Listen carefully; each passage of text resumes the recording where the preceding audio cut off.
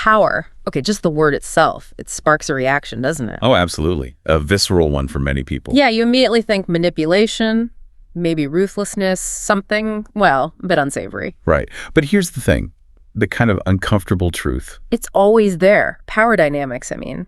Whether you engage with it or try to ignore it. Exactly. Every interaction, every relationship, every workplace, it's just fundamental. And ignoring it, that could be your biggest vulnerability. Right? Precisely. If you really want to understand the world and, your place in it, you kind of have to acknowledge these currents of influence. Become more perceptive. Yeah.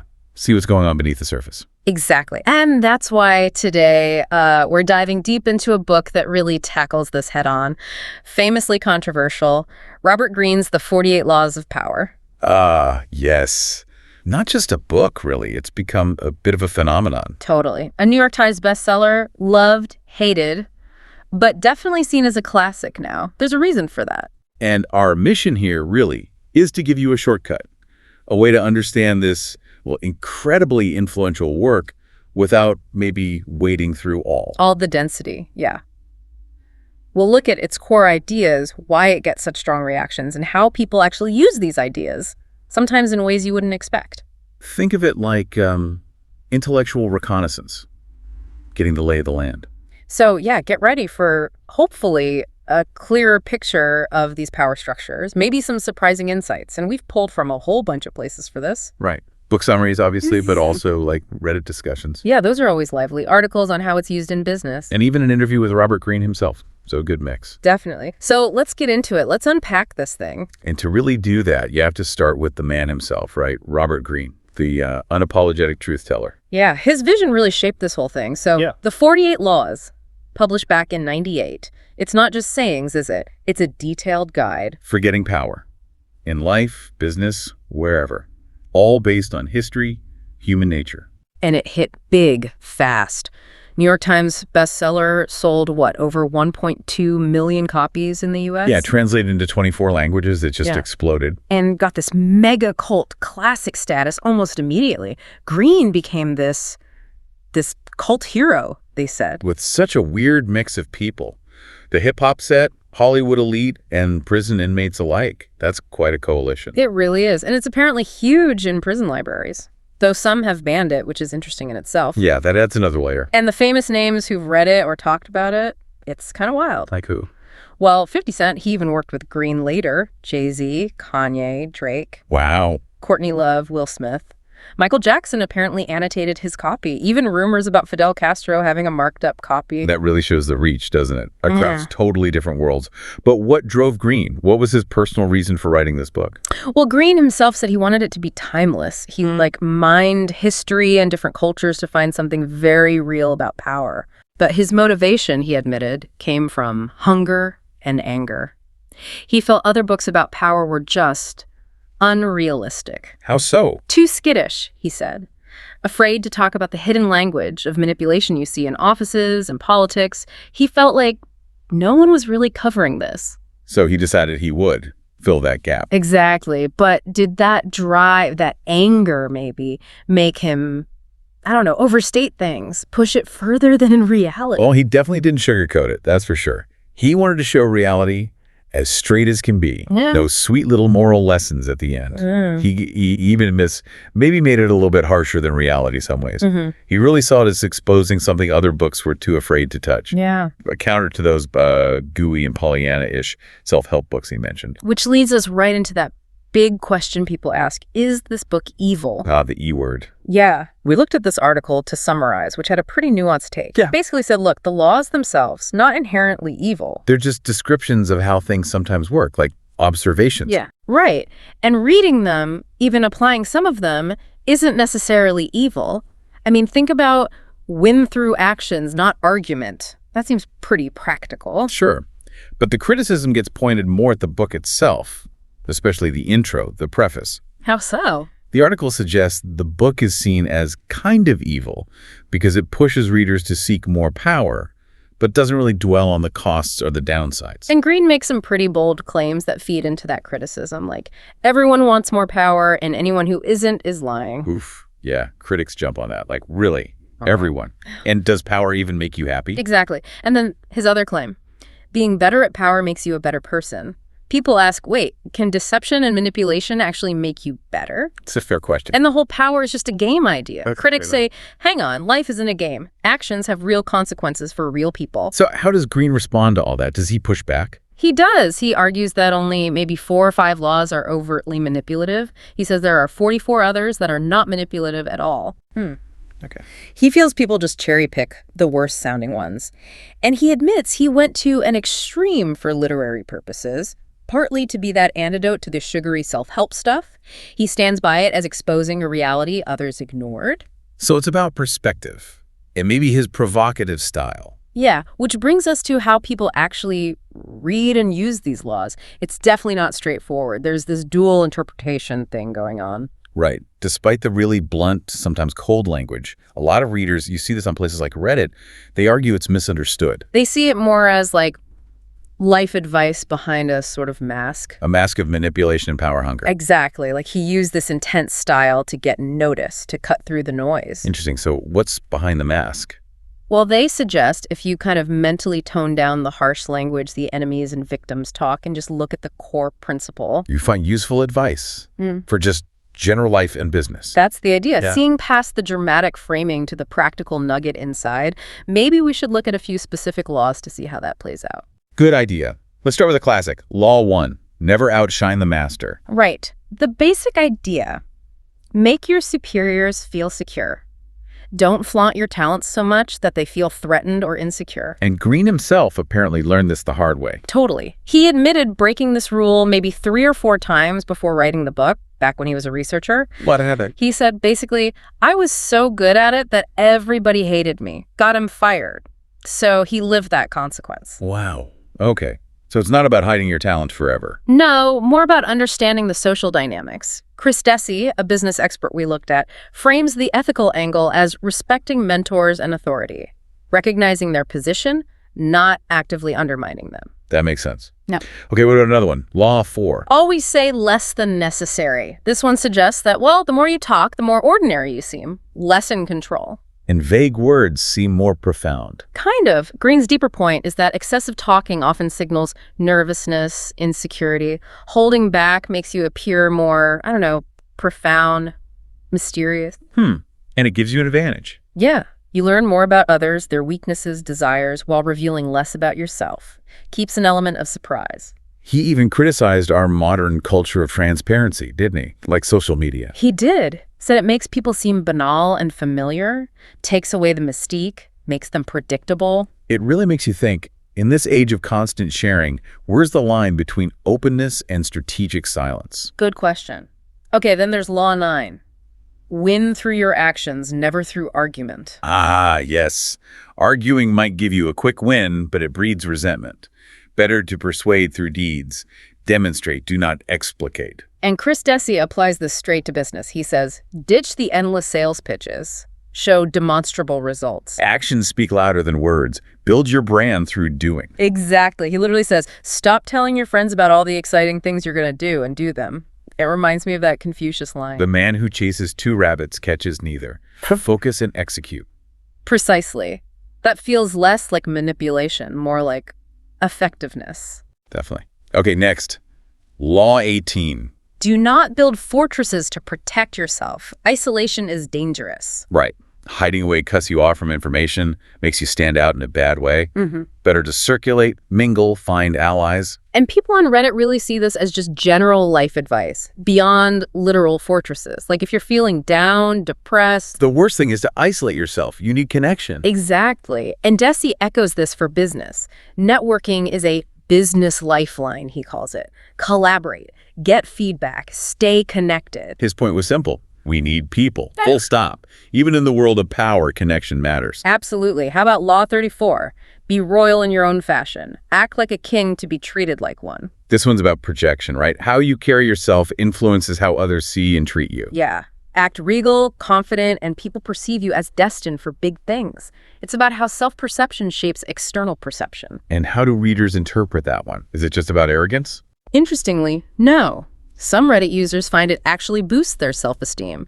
It helps them recognize their own value, be more selective about where they put their energy. Like the law says, if we believe we are destined for great things, Our belief will radiate outward. Confidence becomes a self-fulfilling prophecy. Kind of, yeah. Okay, one more. Law 48. Assume formlessness. The final law. Being too rigid, having a fixed plan, makes you predictable, vulnerable. Right. Be adaptable, fluid like water. Accept that things change. No single law is always the answer. And didn't Greene say this was his favorite or most important? His most applicable law, yeah. Yeah. He basically said it means all the other laws can be nonsense if you're not adaptable. If you're not alive to the circumstance. Exactly. Willing to throw out the 48 laws if the moment demands it. It's about being strategic, flexible, not just rigidly following a rule. Which feels like crucial advice for navigating almost anything complex. Totally. It really underscores that this isn't just a simple rule book. No, and understanding Greene's own process, his masterful craft, adds another layer. It shows his dedication to finding what he saw as reality. That meticulous research process, it's pretty intense. Oh yeah, using historical anecdotes, distilling them down, and deliberately avoiding current trends to keep it timeless. How did he even manage all that information, synthesizing it? Well, his process was very deliberate, casting a wide net biographies, anthropology, psychology, keeping it open-ended to stay creative. And the note cards. Right, that old school method, reading carefully, notes in the margins, then transferring to physical cards sorted by theme. He thought the physical act helped. Yeah, he believed that tactile process helps you think deeper than just typing. Lets him shift through thousands of ideas quickly. Started with maybe 80 themes, whittled them down to 48. Like reducing a sauce, he said. The material kind of reveals the themes. That's serious dedication. And it all seems driven by his philosophy about reality, that idea that 99% is perception. Right, and realism is about widening that tiny 1% margin where you're connected to what's actually real. Yeah. He breaks it down into 3 zones. Okay, what's the first? First is know thyself. He argues the biggest power comes from asking questions about yourself.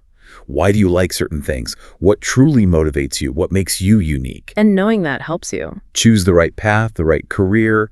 Avoid people who drain your energy. It's about uncovering a little bit of that reality about yourself. Makes sense. What's zone 2? Understand others. And the key here is to stop projecting your own feelings onto them. So listen more. Listen, pay attention.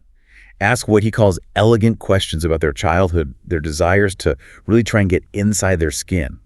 Understand their world from their perspective. That sounds like building empathy, actually. It does. And he knows people generally love to talk about themselves, so the information is offered there if you just ask and listen. Okay, empathy through understanding. What's the third zone? Third is understand the world.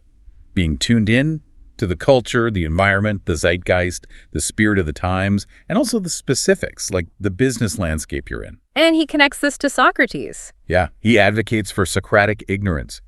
Basically, start interactions assuming you don't know the person or the situation fully, like Socrates claiming he knew nothing. So that openness makes you ask more questions. Ask questions, listen deeply, and actually learn, rather than just assuming. Okay, so if we're trying to understand others and the world this way, how does Greene suggest we spot when someone isn't being real? Spot the manipulation, the bullshit, as he puts it. He's very direct about that.